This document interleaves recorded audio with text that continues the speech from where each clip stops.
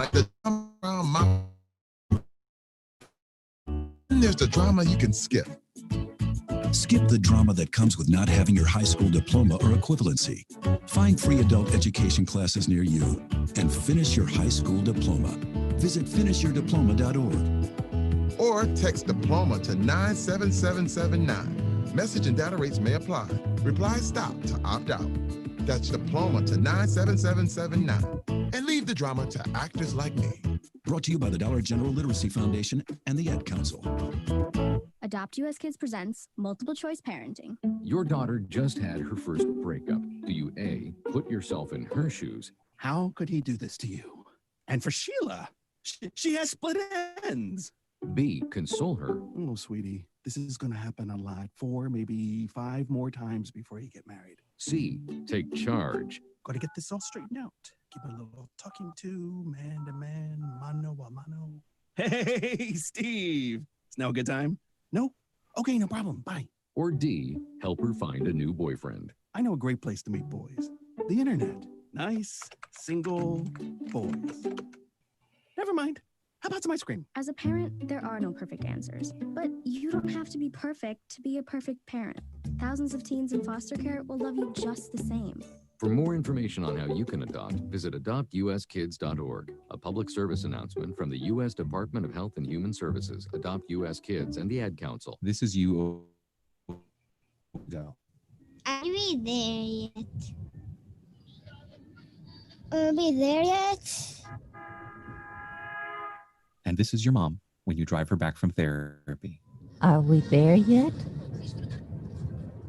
Are we there yet? Are we there yet? Roles change without us noticing.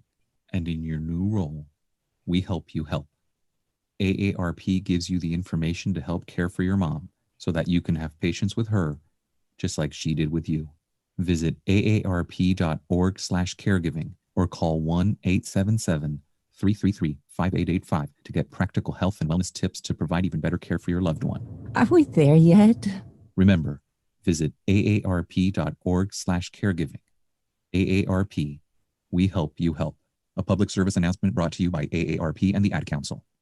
When I was little, I didn't talk for a long time. I liked things to always be the same. Anything new or different would scare and upset me. I was very sensitive to lights and sounds. It was almost like I had bigger eyes and ears than everyone else. So I built secret hiding places where nothing could get in. I didn't like looking people in the eye. It made me feel uncomfortable. I'd throw big tantrums over little things like when my socks didn't match. Sometimes I'd do the same things over and over. Until one day, I found out I had autism. My family got me help. Slowly, I learned how to live with it better. You can see signs of autism in children as young as 18 months. Early intervention can make a lifetime of difference. Learn the signs at autismspeaks.org/signs. Brought to you by Autism Speaks and the Ad Council. It's Thursday night, and you're grabbing drinks with some friends. Started off with a pitcher for the table, which quickly becomes 2. There's pool. And there's the photo booth. All right, everybody squeeze in. Say cheese. Followed naturally by an order of wings. And another. Can we get some extra ranch sauce? Then there's the ceremonial nightcap. So what are we doing this weekend? And lastly, it's back to the car, which, if you're buzzed,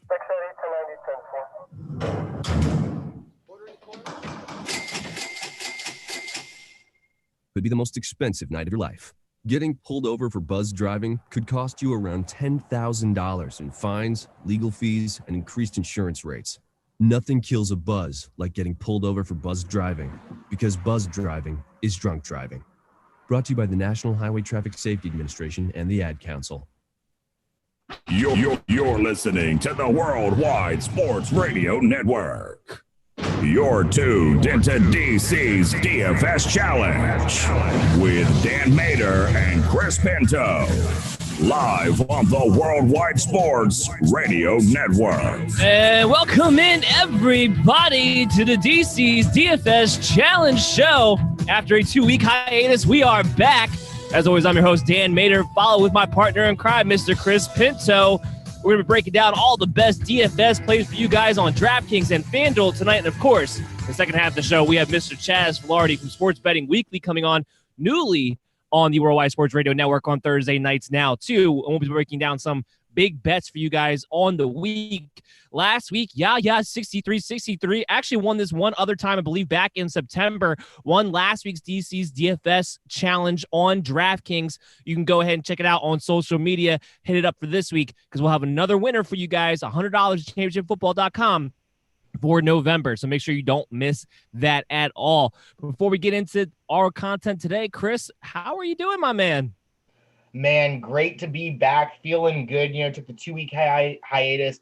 For everyone who's listening, this month is special to us, Dan and I, because it's our birthday month. My birthday's on Monday, so, man, just rolling out the weekend. Yesterday, we went and saw the downtown get lit up for Christmas lights and stuff like that, and then today we went to a safari, like I was mentioning to you. Saw some big old animals, giraffes, stuff like that, so can't complain. Had family time, had some, family time. Gotta love it, right? Yeah, absolutely, 100%. Now, Chris, let me ask you this, since our birthdays are pretty close together. Mine is next Sunday. With Thanksgiving around our birthdays, what does your family do? Do they just lump your birthday celebration dinner into dinner, or they'll try to hit you up the weekend before? Man, so me just by myself, man, I'm a small family. So we do right now, we've been doing my birthday this weekend, right? My wife's family's huge, so it kind of just depends on what side of the family you are. I like to just be simple and do something just real small.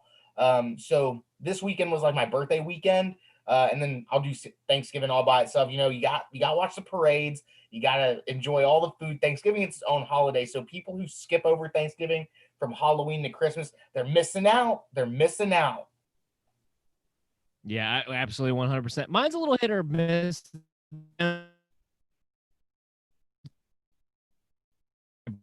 Cake on Thanksgiving following weekend, because my birthday is usually the following weekend after Thanksgiving. It's always around that same area for me as well, kind of hit or miss which way direction it's going to be. But yeah, mine's next Sunday. All I'm hoping for is for a fantasy win, and all I'm hoping for you guys is some fantasy money for tomorrow as well, heading into week 11. A big week here. We got a few teams on bye. A lot of injury news that came out really on Friday. I mean, I hope you were following me at Belly Up MDFF Show and, of course, Belly Up Fantasy, because we were coming out with the news alerts nonstop. A lot of fantasy implications came out, and that's probably going to be reflected in our DraftKings lineups in these share cards as well tonight, and some of our sleepers too, because we had a lot of big changes happen. So, Chris, I don't know about you, man, but I know I had some key moments from yesterday's news coming out. What was your DraftKings lineup like? Man, yeah, I'll get into it real quickly, and we'll just jump into it, right? My DraftKings lineup, went with Joe Burrow as my quarterback at $5,500.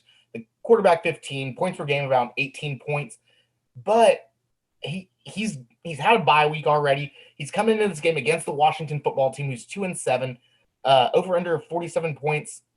I think that Joe Burrow is going to be the Tiger King this week, so I got him as my quarterback starting in there. Obviously had to pay up for Dalvin Cook, running back to 26.3 points per game, getting almost 25 touches per game. So crazy. Exceeded fantasy expectations so far by 66.8 points, landing at 210.3 points in the PPR formatting. Going up against Dallas right now, 2-7, 48.5 points.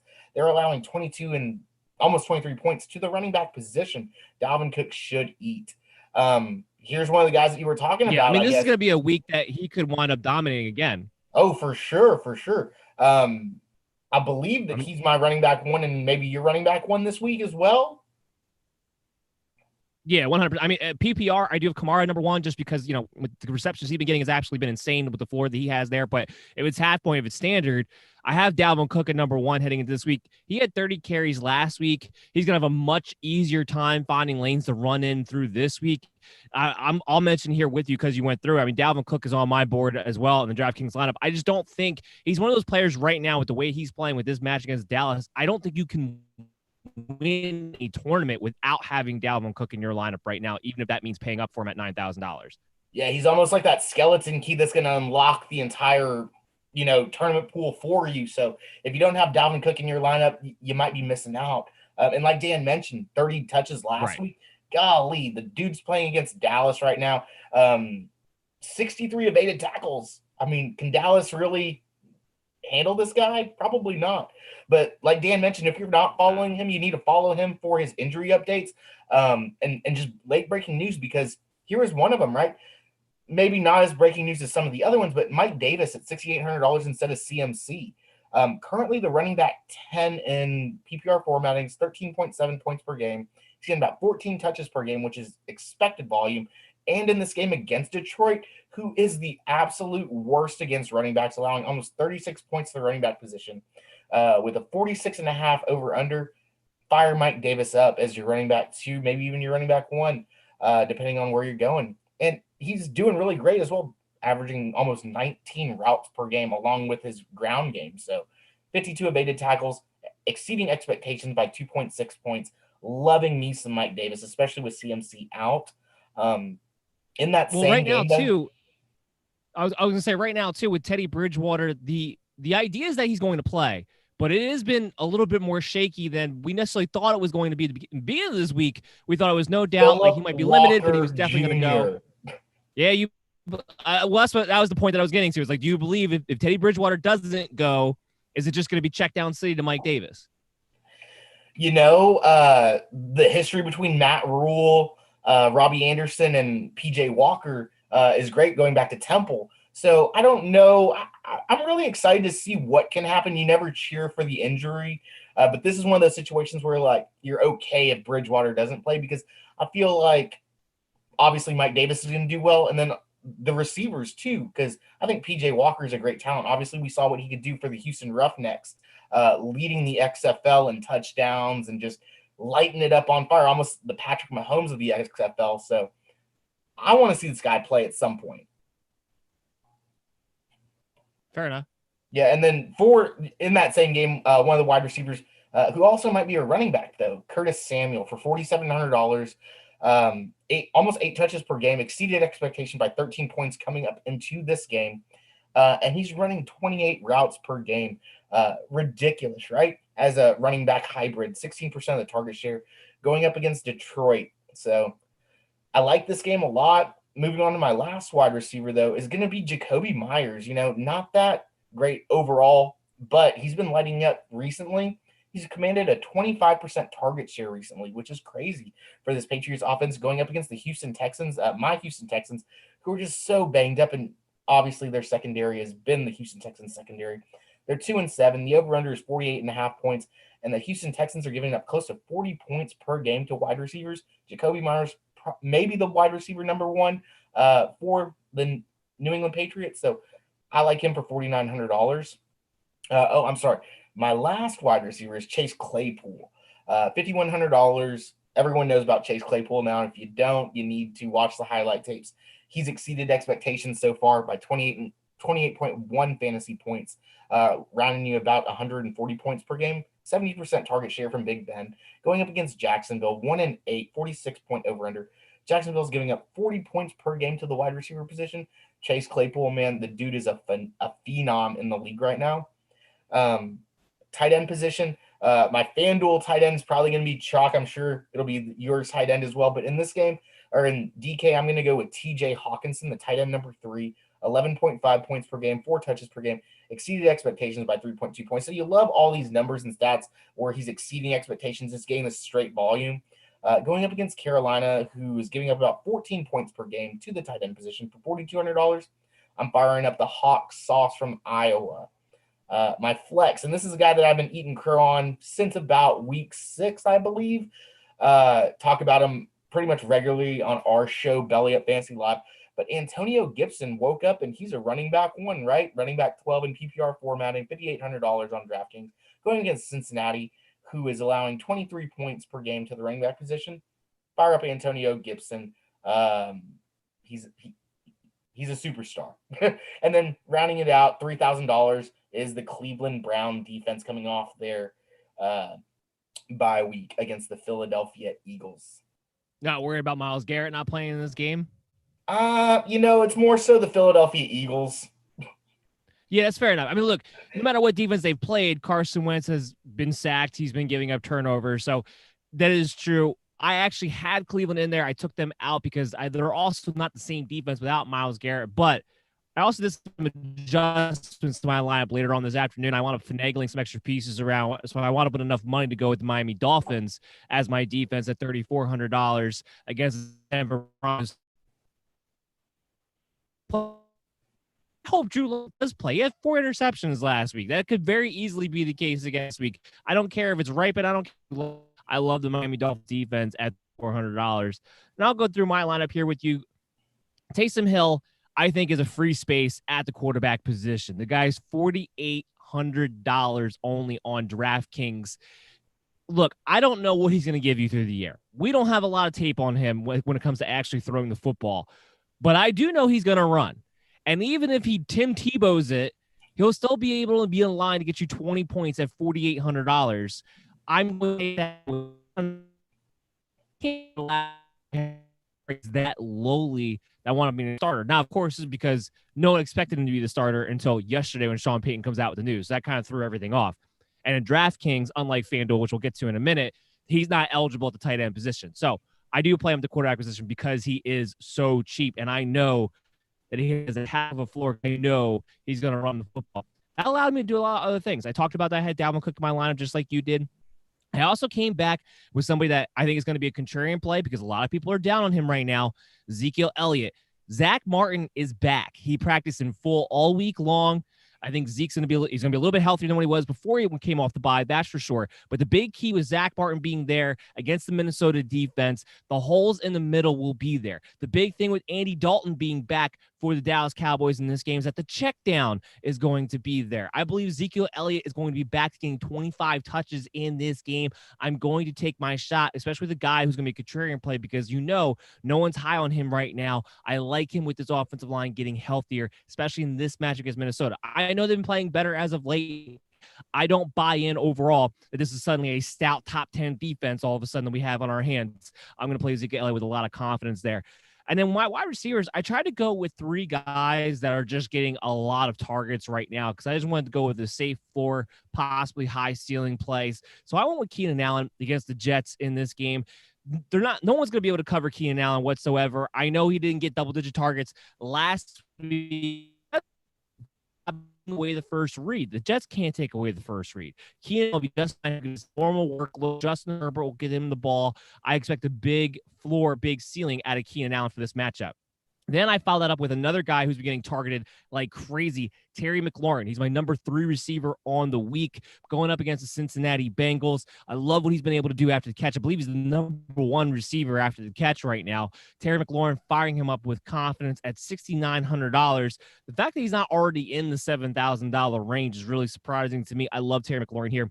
I went with your boy as well. We both have Jacoby Myers in our lineups as our wide receivers, $4,900. Again, another guy I'm looking at is getting double-digit targets in a very much plus matchup. He has looked great. He looked great against Baltimore. And if he can look great against Baltimore, he'll be absolutely fine against Houston. Love him as a safe play, and he has just as much upside, just as much floor as he would as really any of these other guys that are getting priced at $6,500 or more, frankly. He's at $4,900. The next guy, I felt like I was taking a page out of your book here, Chris, when I went with my tight end, because I hate this guy. But because of the matchup, because of the landscape of tight end, I felt like I had to do it, and I went with Logan Thomas against the Cincinnati Bengals. The one tune since that Alex Smith is actually down the field more so than a Kyle Allen did, more so than a Dwayne Haskins did, to the point enough where I believe get involved when you need it in the red zone, which is why I'm okay with going with Logan Thomas, tight end actually overall for the week, and I'm going with him in DFS. And then I rounded it out with my flex play in Jakeem Grant, $3,500 only. He had 5 targets last week. He's the second targeted wide receiver to Devontae Parker. And against Denver, the most effective way to move the football against Denver is to throw it on the perimeter. It only takes one play with Jakeem Grant. He's explosive as anybody else is out at $30, especially when trying to round out a lineup. In this case, where I went very top heavy, it works in perfectly at the flex position for me. So I actually feel pretty good about this lineup winning some money tomorrow. Before we switch over to our FanDuel lineups, Chris, why don't you give me your 2 DraftKings sleepers that quite crack your lineup value? Yeah, okay. So for DraftKings, I got sleepers for, this might be one of the guys you were talking about, but for $4,000, Adrian Peterson going up against the Carolina Panthers, 29th against the running back, giving about 28 points per game. DeAndre Swift out for the week. So Adrian Peterson, Texas guy, fire him up for $4,000, right? Then also talked about the Houston Texans a little bit. You don't know who the guy's going to be in New England, but for $4,200, James White. Houston 30th against the running back. Geez, and their linebackers, we're playing with like practice squad guys right now. Our linebackers are not healthy. So Adrian Peterson, James White, 2 sleepers for DraftKings. Yeah, James White's interesting to me because Rex Burkhead has been playing ahead of him pretty consistently. And that's the one thing I would be worried about there. And with Adrian Peterson, that's a good note right there because there's been reports about, well, Adrian Peterson will get the start, but they want Kerryon to do the role of a DeAndre Swift. Look, Kerryon will be involved, but we've been through this song and dance already this season. If Adrian Peterson's playing well, and he should be able to against Carolina, Kerryon Johnson's not going to out-touch Adrian Peterson in this game, plain and simple. So at $4,000, I do like that play a lot. I went a little bit more expensive with my sleepers, but nevertheless, still good value plays. Kalen Ballage at $5,600. The revenge tour continues this weekend. Yeah, it's hard to want to trust because it's Kalen Ballage. I do buy into the revenge narrative a little bit, but it's more because the Chargers, they didn't just feature him in the running game. They threw him the ball. He had 5 targets last week. That, to me, is the key. If he's going to get treated like the bell cow, and Joshua Kelly is going to be the clear number 2, and Tremaine Pope's not even going to be on the field like he wasn't last week, well, then I like what bell cow backs can do against the New York Jets. And at $5,600, it's going to be hard-pressed to find an RB2 who you like more at that price range, quite frankly. And then the other one, I actually went the quarterback, and I normally don't do this, but given that Myles Garrett is out, given that he has some extra weapons, and I think they're going to start to get on the same page, Carson Wentz at $5,700 does make a lot of sense to me. If nothing else, usually speaking in the fourth quarter, no one scores more than Carson Wentz in the fourth quarter, especially if he's going to be using his legs and rushing in touchdowns. That's going to be the big key for him here. But at $5,700, I think there's a good ceiling to his game. And I don't think for once that we're supposed to get horrible weather in Cleveland. We might get some rain, but we're not going to get any winds. It's not going to be crazy snowing or anything like that. It has been the past couple of weeks. So Carson Wentz at $5,700 is probably my other sleeper I would go with if you're looking to set a DraftKings lineup. Chris, why don't you break down what your FanDuel lineup was for us this week? So FanDuel, I went completely different than my DraftKings lineup. But I'm featuring your guy, Kalen Ballage. The barrage of Ballage continues. Revenge tour week, right? Round 2. So my quarterback is Justin Herbert for $8,500. Kareem Hunt at 67. Then here we go. Kalen Ballage at 58. Going over to that Cleveland game as well. Jarvis Landry, $5,900. Kept my guy Chase Claypool at $6,400, paid up for him. And then I took his buddy too. I want to get a little frisky in this game. I took Deontay Johnson as well at $6,400. Here we go at my flex position, $10,500 at Dalvin Cook. My defense, Pittsburgh. And then obviously my tight end, who is also the quarterback, right? Taysom Hill, $4,500 on FanDuel. He's probably the skeleton key, like we talked about Dalvin Cook and DraftKings. But Taysom Hill, $4,500. You got to put him somewhere in your lineup. He might be 100% played in tournament leagues in FanDuel, but you still have to play him. You are not going to win if Taysom Hill's not in your tight end position on FanDuel. It's not going to happen. Even with Travis Kelce, not that he's eligible for the games that we're playing because we play the classic, Sunday afternoon games and they're playing Sunday night. Even if he was available, Taysom Hill would still be the number 1 tight end if he's actually eligible to play tight end. There's no doubt about that. So, yeah, you're not going to be able to win anything, especially in FanDuel, if Taysom Hill is not in there at your tight end position. So there's no way around it. Exactly, 100%. So that was my FanDuel lineup. Dan, what do you got? Well, I'll go through some of the guys that I kept the same. I kept the Miami Dolphins. They're at 4,800 on FanDuel as defense. I also have Taysom Hill, of course, at tight end. I kept Jacoby Myers, who's $6,000 against Houston there. And then I also kept Dalvin Cook as my RB1 at $10,500. Now, this is where I went different everywhere else. In this one, I went with Joe Burrow as my quarterback in this matchup against Washington. Washington, as of late, when you actually break down the numbers of what they're doing against the quarterbacks, it's not very impressive. They are letting up points. They are letting up a ton of points to a lot of bad teams. The floor will be there for Burrow with Giovanni Bernard, not Joe Mixon back there. They will still have to continue to be heavy pass. And I actually think because he has a little bit of a banged up ankle right now, it'll actually be beneficial to him because the ball will get out quicker and he's not going to hold on to it as much. He hasn't really provided you much with his legs as far as value goes anyway as of late. I'd rather him get the ball out of his hands, get it to his receivers who have been able to attack Washington on the perimeter quite consistently at $7,700. I like what his floor is, and because he has such a high volume, he's got a heck of a ceiling too, and I think he's due for a bounce back game Joe Burrow can do when he doesn't have to play against the Pittsburgh Steelers and the Baltimore Ravens who are just dominating his offensive line. I don't think Washington's going to dominate them in quite the same way. The next one, I was very excited. I was able to pull off this next feed. Derrick Henry, $8,200 to go with Dalvin Cook for this game.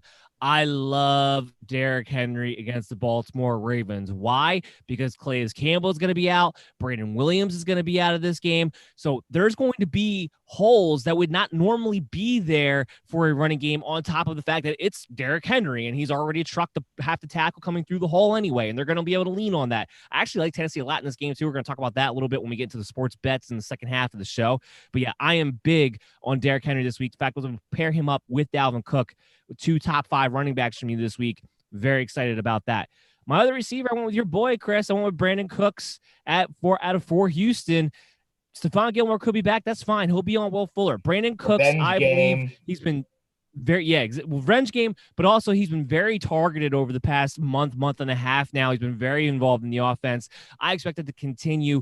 You can throw the ball, especially from the slot and that second corner against the New England Patriots. I think the Texans are going to throw the ball a lot because, again, they're dealing with Duke Johnson, not David Johnson at the running back position, so I don't think they're going to run the ball particularly effectively, or at least not efficiently, and that'll lead to Brandon Cooks having a solid game at $6,100.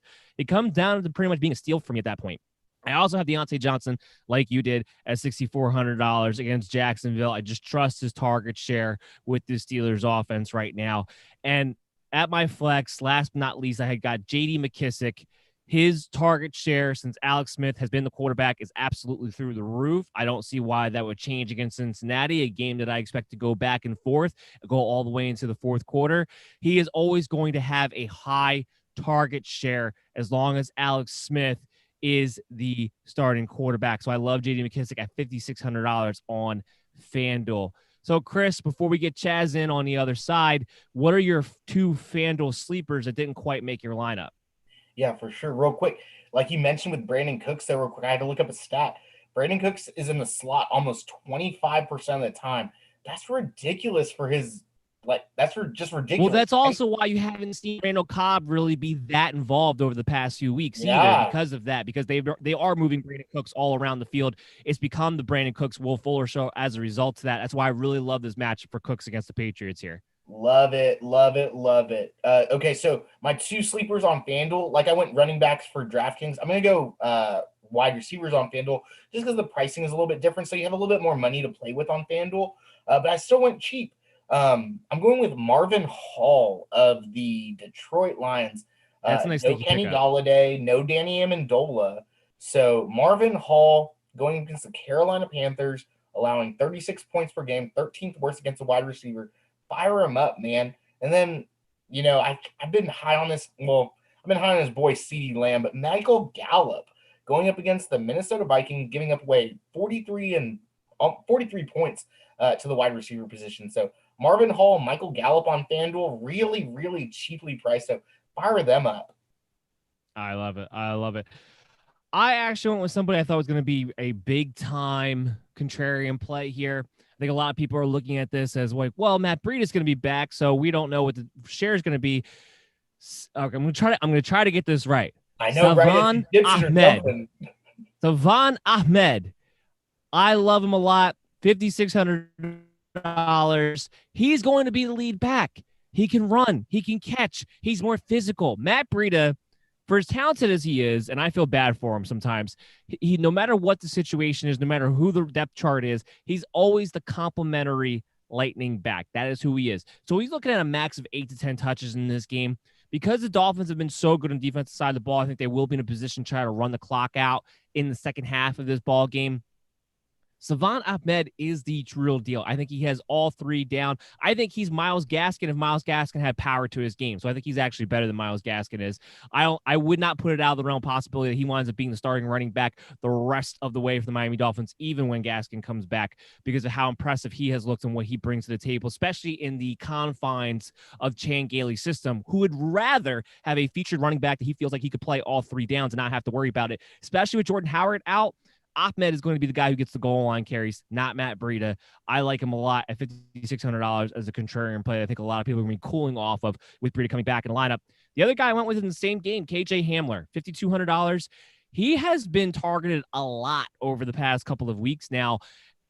Drew Lock looks like he is going to play, and a lot of people are sleeping on the idea of what KJ Hamler is able to do. While the perimeter corners of the Dolphins they're going to look to take away Jerry Jeudy, they're going to look to take away Tim Patrick, they're going to look to Noah Fant in the middle.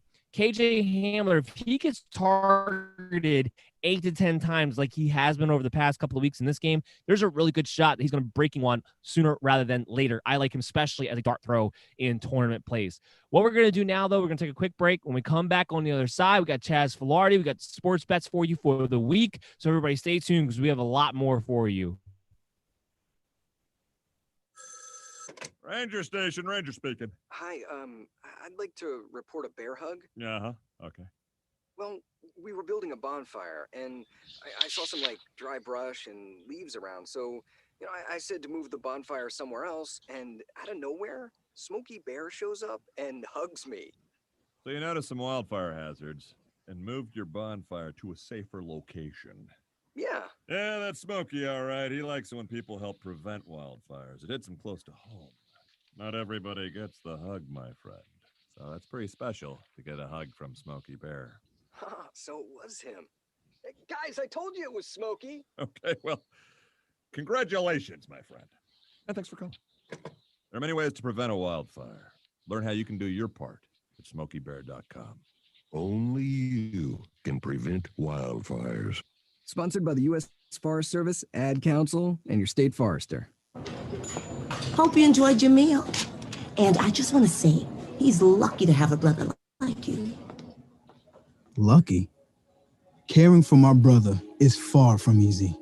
Waking up every day, lifting him from the bed to the wheelchair to the car to get him to therapy on time, it's no small task between the doctors and the diagnosis, but nothing can disable this love. This is my big brother, my hero. He's part of me, like my arms and legs, so I'll be his. Time for tired. It starts again tomorrow. He'll be waiting for me. I wake up for him. I know he needs me, but I'm the lucky one, even though I need help now and then.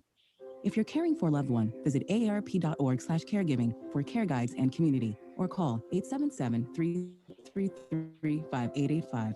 Caregiving Resource Center. Support for your strength. Brought to you by AARP and the Ad Council.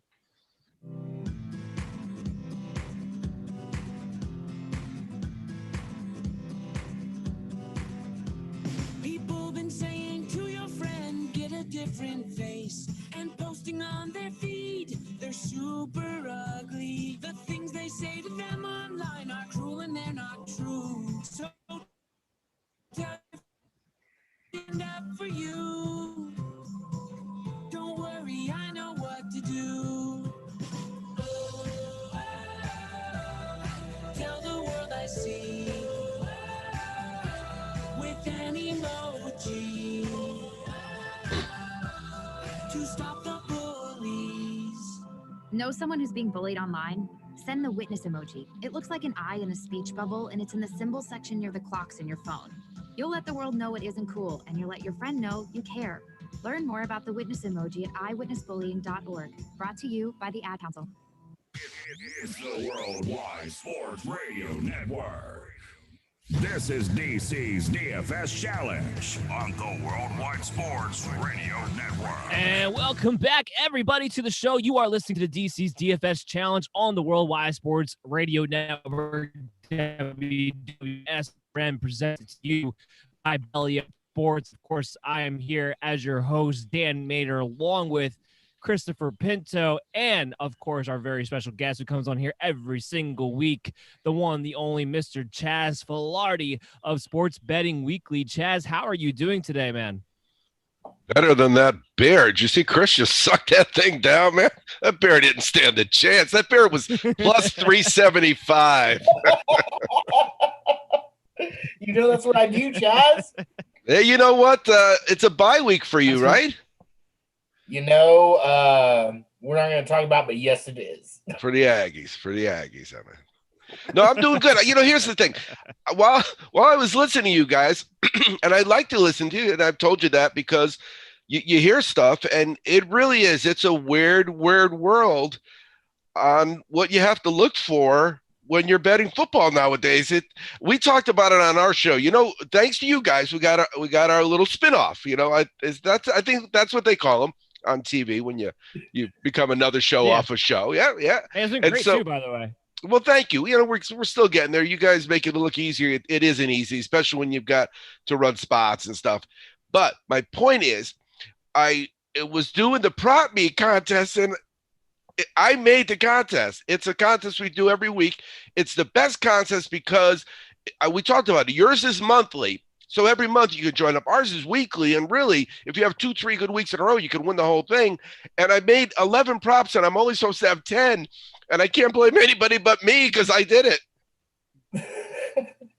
So this week, if you're watching and you're in the prop me contest, there's 11 props. Everything else is the same. Rules are the same. My bad. There you go. Checking that all out. Yeah, we were just talking about this. I mean, we were going through the DFS lineups and everything like that, and just the crazy amount of news that came out, the really impactful news that came out on Friday. How has that affected your bets going into this week so far? This whole year, I've made smaller bets. I had a game. It was Friday night, and I bet $2.50 because I use joinuwager.com, and they have no minimums. You could literally bet $1. I bet $2.50 just because I forget who it was. I just didn't have any confidence, but I wanted to have action because, as you know, I'll then make a play for, you know, say I had the first half, first quarter, and the games, and that's $7.50. And somewhere in the game, I'll make a $15 play live. I could lose those other three and win the game. So today was a pretty good day, but I do have a parlay open with Boise State. And the first two teams, now this is college football, folks, I repeat, do not attempt this at home. 82 points. Their two teams were given 82 points. And I got it. I filled it. It was an open parlay. Again, another reason I really like that website I use, joinuwager.com. It's because open parlays allow you to say, hey, what do you like? I was late, you know, it's been my birthday all week. So I had another birthday dinner Friday, and it's really been a great birthday. It's stretched out because it was on Sunday, but it stretched out, man. It was a good birthday. But so what happened is I'm chasing my tail a little this week because Breeders' Cup, and then I need Thanksgiving. I'm holding on because we don't do a show Thanksgiving week. I'm holding on for Thanksgiving. So I'm looking at trying to make my plays, and I thought, BYU's given 50. They should cover. Alabama's given 32. They should cover, and they both covered. So I'm live to Boise State in the first half. And like we said a few weeks ago, the game started playing after your show. I would do your show, and then I'd be sitting around jonesing for the morning because there's no more football. Now there's football. Chaz, I didn't realize your birthday was in November. Yes, I didn't know. You know what? I'm not a big about me kind of guy, but it was a Sunday birthday, and Sunday birthdays are pretty cool. Well, first of all, happy belated birthday. Thank you. Second of all three of us, our birthdays are in November. That's pretty big. That is pretty wild. Now, any cuss people, or are you all Scorpios too? I'm a Sagittarius. All right, so you're I'm earlier in the Sagittarius month. as well. We're later. Okay. No, so, later. So when is yours then? Mine's the 23rd. Mine's on Monday. Okay. And Dan? Mine's on Sunday, next Sunday, the 29th. So do you guys ever get Thanksgiving birthdays?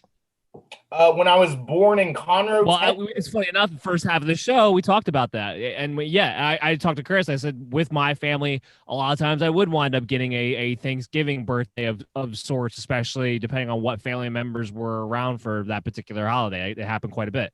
Yeah, because Vic's dad was that way, and he would land right on Thanksgiving quite often. Every 7 or 8 years, whatever it is. Yeah. Well, enough about that. I'm sorry about that. I think it was 2 years ago. My birthday. No. You know what? When you're doing fantasy and it's during your birthday season, you're hoping that some of those players that maybe weren't going to play and they get you some points you weren't supposed to get. So you got to use those birthday gimmies anytime you can get them. So I guess I'm going to do this right now, Dan. Right, my birthday gimme is definitely going to be Taysom Hill, because in all of my home league, he's in my tight end position because we're on ESPN leagues, and everyone's like cussing me out, send me text messages. I'm like, dude, it's 2020. You gotta keep up. I was just gonna lead up with that, Chris. Yeah, because I did the same thing you did. I jumped on Taysom Hill. I'm playing him as a because in the home leagues that I'm in, what we do is we do a wide receiver / tight end position. We don't have just a tight end position dedicated. So basically, I have Taysom Hill playing as a wide receiver right now, essentially. And everybody is so mad. And I'm commissioner of most of these leagues. And everybody's like, oh, can we just be spooled and not play Taysom Hill? I'm like, absolutely not. What are you out of your mind? This is a cheat code right now. Playing Taysom Hill everywhere. So, yeah, I wanted to ask you, how much crap did you catch for beating everybody to the punch on the waiver line and actually being able to pick up Taysom Hill? And now you have 2 quarterbacks in a 1-quarterback league in your starting lineup. First, there's a lot of smack talking going on now. A lot of people calling me podcast these days. But also, I had to give this quote out from JJ Zacharyson. You got to know the rules. And you have to play the rules better than anyone else if you want to win.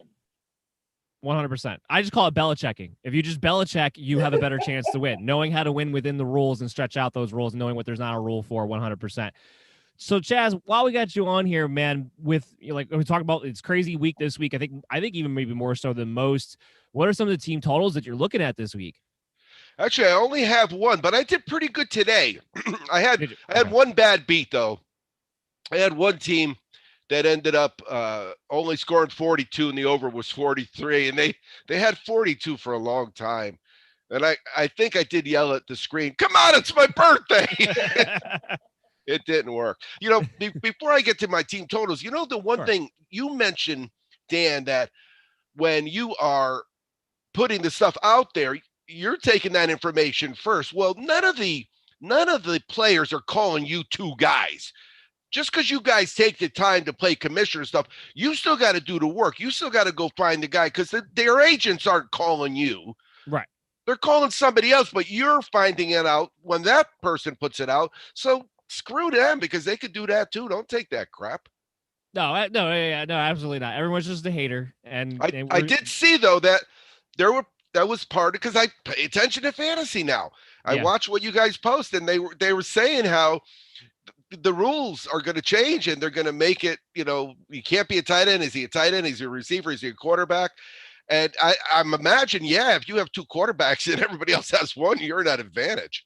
Oh, absolutely. Because off the bat, if nothing else, you have a higher floor than any other positional player would have at that position, and most likely a much higher ceiling as well. So yeah, it gives you a huge advantage. The only other time I can remember this happening was when Terrell Pryor was on the Cleveland Browns, and he had that week where he played a quarterback, but he had been listed as a wide receiver that entire year.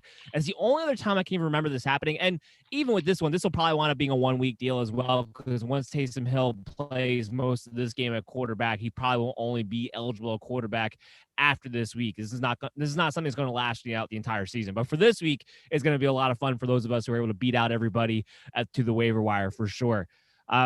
So what was that one team total that you did have there, Chaz? I don't know. So when you see the score, somebody won 42 to something. I needed 43. That's all I know. But I'm excited because I got Boise State now. They're in Hawaii, and that tonight is Hawaii is a unique trip for most teams. However, Boise State got beat up by BYU. They had some quarterback issues. The guy was sick. He wasn't sick. They weren't telling you. That's the other aspect of it now. They're keeping some stuff secret till they have to tell people. And that's, mostly take as a coach. Yeah, you want to take advantage of that knowledge that the other team doesn't have. But it's really tough for us guys because it's a crapshoot. I haven't had any where I've already made the bet, but it's going to happen in the next 2 or 3 weeks. I will play a bet that there was information that was out there that I didn't get it because it's just so much information. There really is. Yeah, you had your show on Thursday night.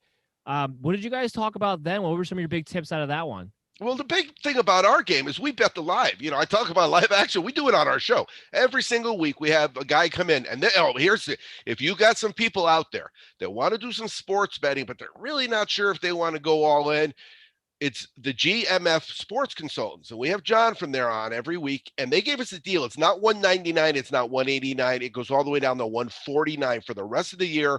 All his plays, mostly football. But that's just like when you guys talk between yourselves about who do you like. When somebody is giving you picks and you're only having to pay $150 for the whole year, if you bet that much in a weekend, it's worth just having that opinion because he may see something you don't see. But we always start with him, and then he leaves and he goes to the casino. He does it for a living. He's a professional sports bettor. It's pretty cool. And then we talk about college. We talk about the pros. We talk about whatever the guys want to talk about. It's mostly the guys talking. And then I save all my talking for when I come on your guys' show. Well, yeah, I just wanted to put that out there because, like I said, it's a great show, and I want people to know what they're going to be getting and checking that out on Thursday night on the Worldwide Sports Radio Network right here on WWSRN. All right, Chris, before we get into our sport lock bets, our upset picks of the week, I want to let everybody know that this segment is going to be brought to you by Manscaped. So I want you guys to brace yourselves because winter is coming. And, man, I really do miss Game of Thrones. But what the writers didn't want to let you know is that Bran actually was in a wheelchair because he didn't trim his balls with Manscaped. The poor guy thought it was okay to trim his balls with a traditional razor or hair trimmer.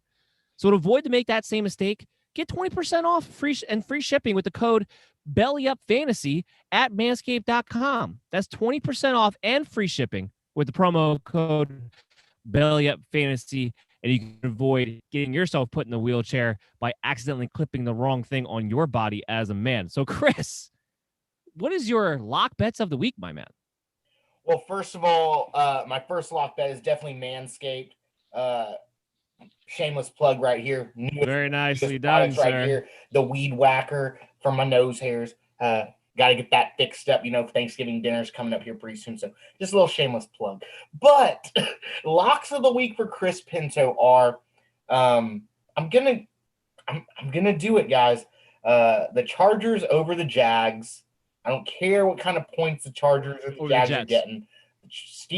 Over the Jets. Steelers, not the Chargers. I'm sorry. The Steelers. Okay. Jags. I was looking at that other one. My other lock is the Chargers over the Jets. Now, we talked about that, Dan, on the show. Say it again? I was saying we talked about that on the show. It sounds like he's not really necessarily betting the two teams as much as part of it he's betting against two teams. Yeah, I'm betting against the 100% Jets and the Jags for sure. Like, they're just terrible right now. They're two terrible teams. But here's what I will say, though. I find, because correct me if I'm wrong, but the line is still -8 in favor of the Chargers over the Jets, correct? I think I looked today, and it's 9.5. I might be wrong. It's moved up 9.5. Because the Chargers have been so Jekyll and Hyde, and because they seem to fall apart in the second half, I do worry about the Jets being able to backdoor cover in this game, especially the way Flacco was looking, throwing the ball down the field to Brashad Perryman.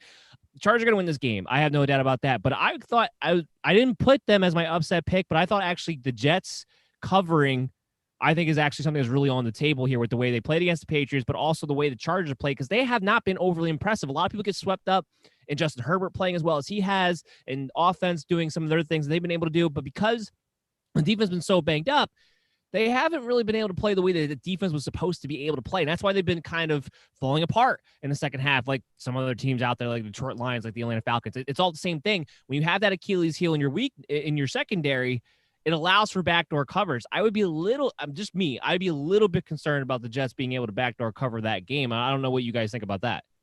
I think it's going to be okay because Justin Herbert got the sunshine haircut cut up, so he can see perfectly. Is that a good thing, There's though? nothing wrong. Did you see that side-by-side picture? I don't know that was a good thing. It looked pretty bad. Comparisons to Samson with him right now, so I'm steering away from that because he's my quarterback in a bunch of leagues. I'm thinking when I saw that, this guy could do it himself with Manscaping, it'd be better. I agree. It was horrendous. But that's also what you get for having your conditioning coach cut your hair. I don't know what you were thinking there. I mean, no idea. So for me, my 2 lock picks of the week was first and foremost Kansas City. The fact that line is -6.5, I think is a joke. The Raiders defense, the entire Raiders defense, has not been able to practice because of COVID all week long. Now they're going to get about half of their starters back for this game, but they didn't get to practice. And then the other half is still very much question mark if they're going to be able to. I mean, John Gruden and several of the others front office staff were saying that they don't even know how they're going to make it through this game because they had no idea who they're even going to have available on that defensive side of the ball. And let's not forget, you're playing the Kansas City Chiefs. So the fact that that line is I would have made this my lock if it was -12. The fact that it's -6.5 is where I'm just like, yeah, hands down, I am betting that all day, every day with Kansas City. I actually lumped them into a parlay that I'll talk about in a little while later, but I'll do a parlay I feel pretty confident about going into the weekend. And then my other lock pick of the week is Miami. Again, a line that I'm very surprised by. Miami -4 over Denver. Drew Lock at best is going to be very much banged up, not close to 100%, is a turnover machine in and of itself. That Miami Dolphin defense, we talked about this in our DFS lineups because we had them in there quite a bit. That is a real defense. And they're going to give a lot of problems to Drew Lock and to a running game that's already been non-existent over the past few weeks, even against much lesser defenses over the past couple of weeks on top of it. So I think Miami, there's no way that they don't cover that spread at -4. I think there's no reason why, frankly, they shouldn't be able to dominate that game. I would have bet them at -7. That's another line where I was very surprised by. I don't know what you guys think about that. Well, I'm going to give you my plays, and great minds think alike. I got Pittsburgh. I got the team total over for Pittsburgh, Miami, Minnesota. Then I'm actually putting down Minnesota in the second half. Last week, we missed each other last week, but last week was my first. I'm betting this team in the second half, no matter what, and it was a winner. And then I've got Kansas City. So you guys, in your 4 picks, name 3 of mine. Gotta love that. There you go. See? We're heading in the right direction. That's what that means. That means we are all seeing something together at the same time. We have agreed in the past, and I have had successful weekends. Now, last week I was a winner, but I had a couple weeks in a row where I was kind of figuring it out, and I said I'm going back to the same style that I used. I call it my Caliente system. It's 4 plays only, 4 college plays, 4 pro plays. And then what you do is you make a 4-teamer. So you bet them all first half, you bet them all for the game, you bet two 4-teamers. If you go 3-1, which I did last week, you win money. But the live action is still always there. I tell people all the time, so our show, we're doing the live action live. It's really, really pretty cool. I'm not really keeping track of it because we make a lot of bets, but we're up a couple bucks after 2 weeks. So, you got to like who you like, but you still have to pay attention because you never know when that opportunity to make all your losses back in one play. Yeah, 100%. I mean, I've come addicted to the live betting myself, frankly, especially on primetime games where I have the time to kind of sit down there and go with it. So like the Thursday night games, the Monday night games, the Sunday night games, because I don't usually have a lot of time during the day. But when those games are on, I find myself sitting there with my sports book, like, yep, bet.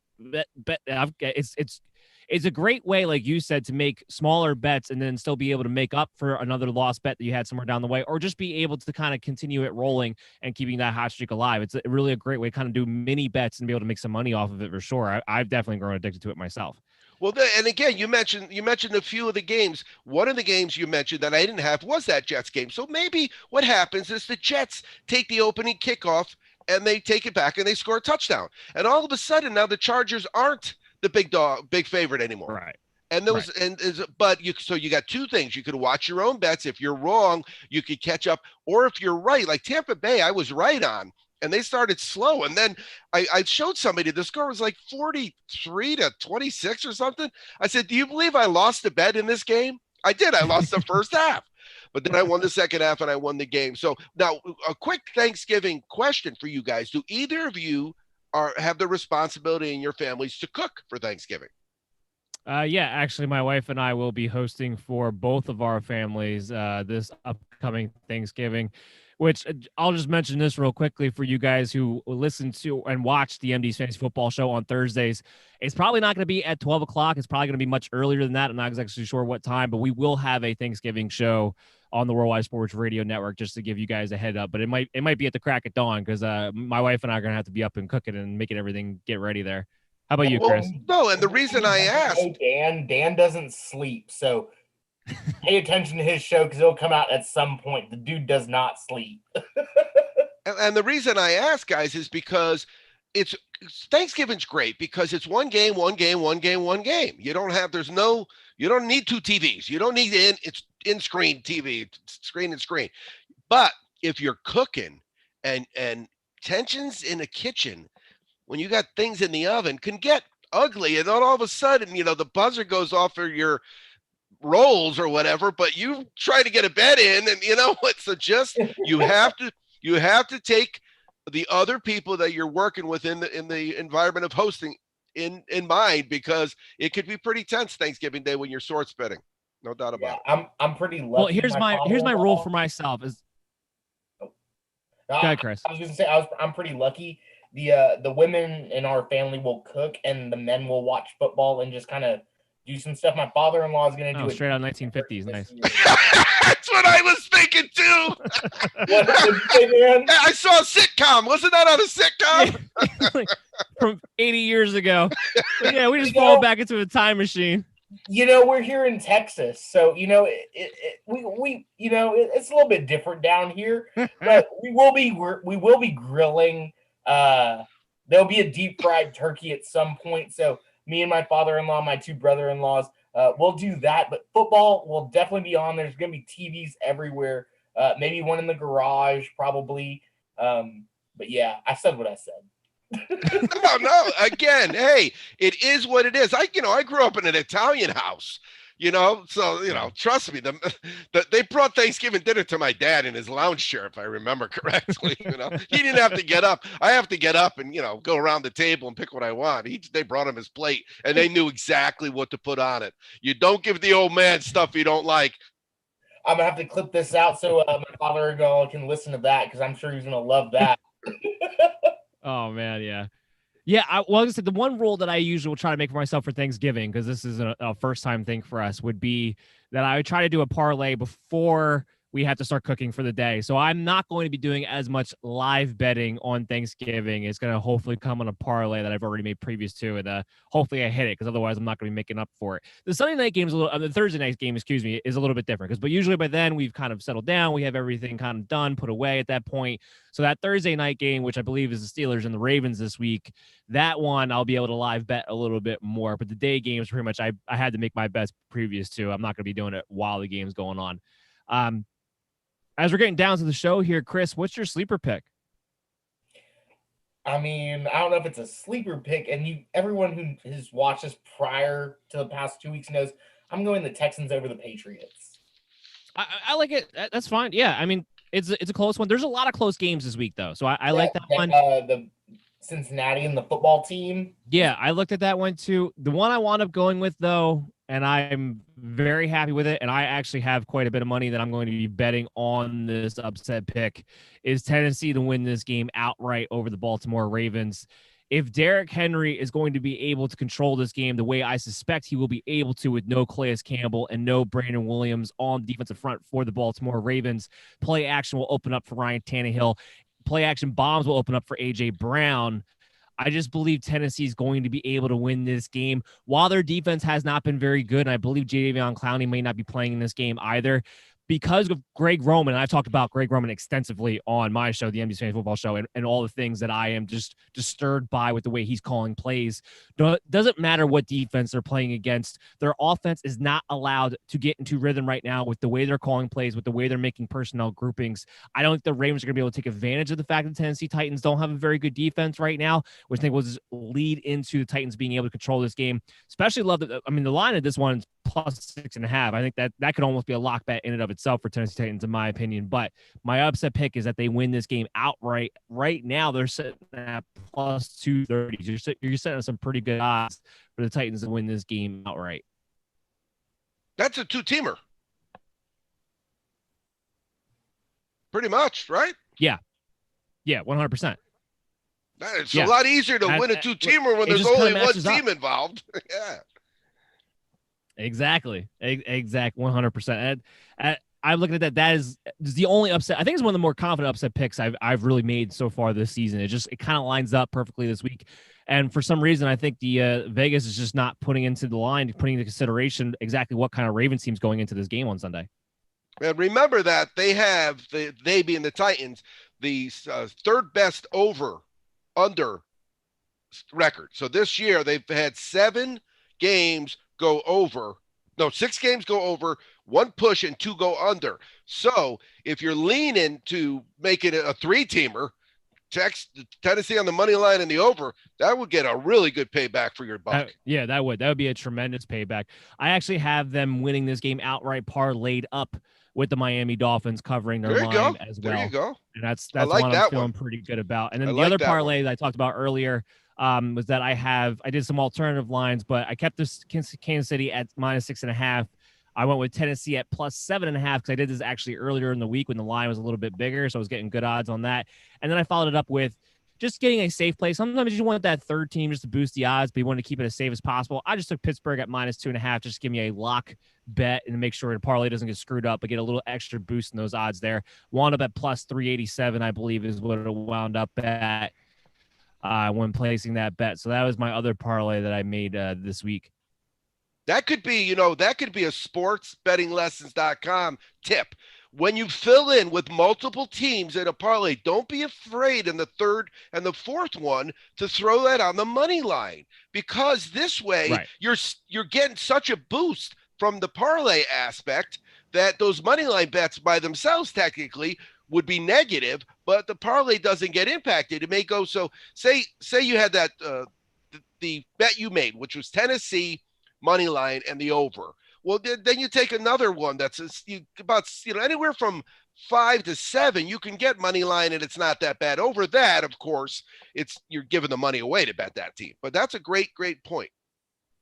Yeah, as one of the more fun ways for me to bet, because that's also one where I can just throw $20 or I can throw $50 down, and I could be looking at a hell of a return if certain these things. Hey, and these are instances where I feel like the probability is right there with it. But before we close down the show, Chaz, I want you to talk about, of course, as every week, championshipfootballs.com, which everyone make sure you're checking out on Twitter, on Facebook. Yeah, exactly. Right there with the footballs in his hands in the back. If my wife sees me with my hands like that, she'll get mad at me. Make sure you guys go ahead, check it out. DC's DFS tournament on DraftKings. The link is up on social media. You guys can all join. It's free to join. You're playing to try to win the week. If you win the week, you become an eligible contestant for our drawing at the end of the month, which gets you $100 at championshipfootballs.com. One of the great things that Chaz provides for us every single month. And Chaz, you can talk about what you have there. Yeah, we really enjoy giving. We really do. We love it. We get a picture. Usually we'll get them to give us a picture. They'll take a picture. So your winner gets his football or her football. Then they take a picture. And then we get to use the picture in social media and on the website. And they're beautiful footballs. They're full-size souvenir footballs from your favorite team's special seasons, because championships last forever. Championshipfootballs.com, the coolest present they'll open that day, guaranteed. Yeah, 100%. And you can always follow him on Twitter at second. I could have played an audio tape with the commercial. I think I just did it. You pretty much did. I think you nailed it, actually. You can always follow him on Twitter at Second Half Chaz. He's a great follow. Make sure you're checking out his show on Thursday nights on the Worldwide Sports Radio Network, WWSRN Sports Betting Weekly. Chris, let everybody know where they can find you at and where to get your content with the Belly Up Fantasy Live show on Wednesday nights. So I'm going to do my drop really quick. You can always follow me at Aggie Kappa Sig on Twitter. Obviously, the Belly Up Fantasy Twitter as well. We have our new Belly Up Fantasy Live Twitter account. It's brand new. Ryan Hicks just created it. I'm not going to talk a lot about myself. I'm going to talk about a little bit about Dan right now today, just because it's his birthday month. He gave you a play about Salvin Ahmed, whatever, however you say his name. This guy has been ridiculous. Gotta put the emphasis on the Ahmed. There we go. But There you go. 19.8 points for fantasy and PPR formats exceeded expectations already. He's had 29 touches, so the dude's getting the volume right there. Obviously, like Dan told y'all, Myles Gaskin is probably the number one running back there when he comes back. But right now, this guy is almost a free square. I'm looking at his stats. He's been targeted in the red zone one time in his limited amount of play, but he's also got goal line attempts as well. So they're featuring this cat when he is in the game. 4 evaded tackles, just crazy stats on this kid because he's got pretty good workload ability. 28 rush attempts, 123 yards, and a touchdown, obviously. You got to like him because he's played 72 snaps too, so he's always out there. Dan is right about this kid. If he's available in your fantasy leagues, go pick him up, and then obviously go follow Dan at MD's Fantasy Nation, part of the Belly Up Fantasy Network. Well, I appreciate all the love, Chris. Of course, you can check out the MD's Fantasy Football Show. Thank you, guys. We'll be back on Monday, of course, the Sunday afternoon recap, Tuesday with the waiver wire report. Like I said, we will have a show on Thanksgiving. Not exactly sure when it's going to air. Make sure you're following us at Billy to find out exactly when that will be. And of course, follow us all along the weekend for the player news update notifications. We'll get those all out to you. Everybody take care, be safe, have some fun tomorrow, win some money, take our advice. We will get you there. I promise. I guarantee you that. And we'll see you guys all again next week. Always be cashing, guys.